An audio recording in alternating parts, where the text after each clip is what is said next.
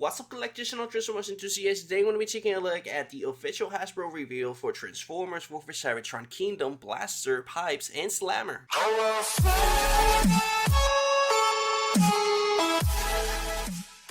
So they finally acknowledged these figures, and oh my god, man, this is a big deal because they don't normally do this. Like Waspinator, Tigertron, they don't even like acknowledge that they exist on the Kingdom line. If they do this, it's for a reason, and you know that right now they have a huge gap between now and the launch of Legacy. Evans was saying that, as well as all the designers and producers of Hasbro. So they needed to acknowledge a couple figures to come to keep the fans hype and all that. And we were recently talking about Core Class Hot Rod and his arrival to Wave 4 of the Kingdom line, and this is due to that because they need figures to come. You already know that he's coming on the Legacy as well, and he was supposed to come on the Legacy only, but now they decided to go ahead and do the same thing they did with Blaster and just put it on the Kingdom line. And now these pictures are revealed officially from them, and I'm not gonna be breaking this on detail. I already talked about these guys like 100 times now. Pipes, Slammer, I already give you my thoughts on those. If you're interested, obviously link is gonna be in the description down below, as well as in the top right corner of the video.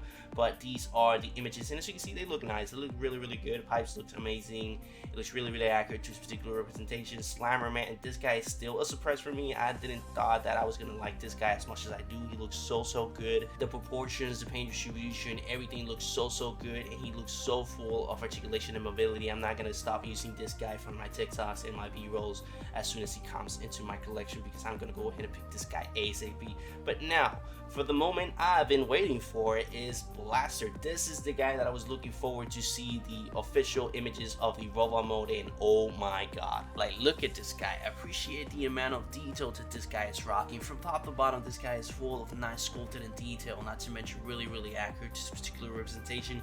You can see the weapon looks amazing, nicely sculpted as well. You can see the chest looks exactly the same as the G1 representation. The face looked good, the arms, the leg. I love the nice detail that he has on the legs. You can see pretty much all the panels and the things that he needs to have there.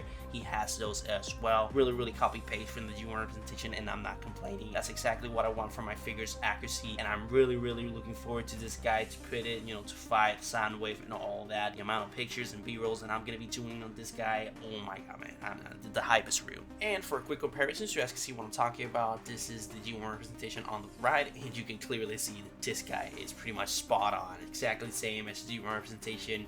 And this is why it gets me the most hype, because this guy looks so good. I don't think that there's a better version than this guy, at least not the masterpiece. The masterpiece looks amazing, but I'm talking about the normal Voyagers and Deluxes that have come before this guy. I don't think that this guy has any competition whatsoever, because he looks so good that it's just, I don't know, it's unbeatable at this point. From now on, I don't know how much they're gonna go ahead and improve about this mode, because this guy looks just top notch. And in terms of eject, there's not much to talk about this guy, because I'm kind of 50-50. Like, the whole translucent thingamajig that he's rocking, I don't like that at all. As you can clearly see, he was not like that on the G1 representation, so that's not accurate whatsoever.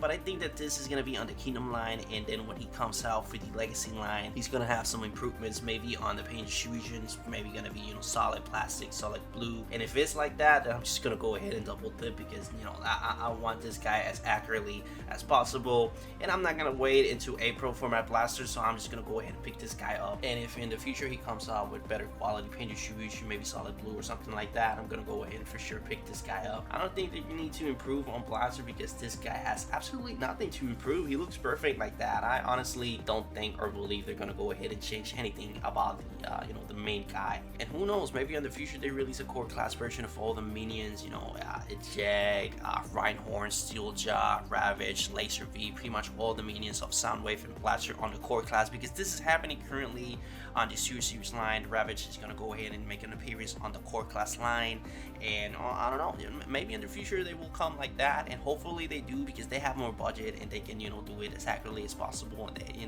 more mobility and all that, just overall better versions of themselves. Moving on to his cassette mode, you can see that all the detail translates beautifully, sculpted in detail, paint distribution, you name it. This guy looks so good, and kind of gets me a little jealous, because he looks so good.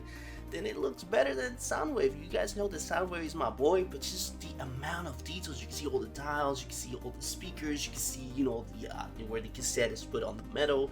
You can just Everything looks so good, and I'm really hoping that the actual figure looks like that, because if it doesn't, I'm gonna be so pissed, so pissed. I'm gonna lose it pretty much. And you can see that the eject looks, well, I don't know what to think of eject, man. That translucent plastic, I don't know, it just pops way too much, and I don't know, I'm not a fan. I'm not a fan at all. And when you compare it with Ravage and Laserbeak, to this guy, it's just nothing. Last but not least, in terms of the artwork, this is how the artwork is gonna look. We already, saw a sneak peek on the actual book itself when they revealed Blaster was coming on Kingdom line, but this is the actual, artwork itself.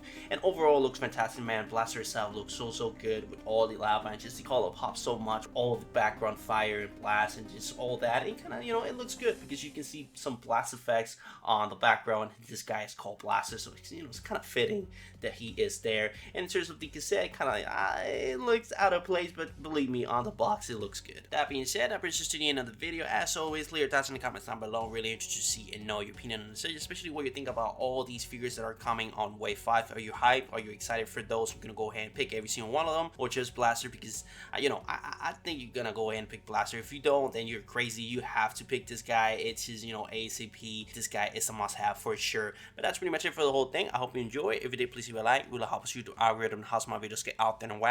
So if you get any value anime content, please subscribe, and I will see you on the next video. But this is pretty much it for Hasbro's official reveal of Transformers WFC Cybertron Kingdom Blaster, Pipes, and Slammer.